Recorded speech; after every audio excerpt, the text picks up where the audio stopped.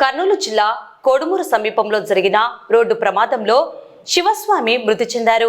శ్రీశైలం క్షేత్రానికి పాదయాత్రగా వెళ్తున్న శివస్వామిని బైక్ ఢీకొనడంతో శివస్వామి మృతి చెందగా బైక్ పై ఉన్న ఇద్దరు వ్యక్తులకు తీవ్ర గాయాలయ్యాయి. మృతి చెందిన శివస్వామి ఎమ్మిగనూరుకు చెందిన ఆటోమొబైల్స్ వ్యాపారి వీరేష్ గా గుర్తించారు. గాయపడిన వారు కర్నూలు మండలం పసుపులకు చెందిన వెంకటేష్, శేఖర్ గా గుర్తించారు.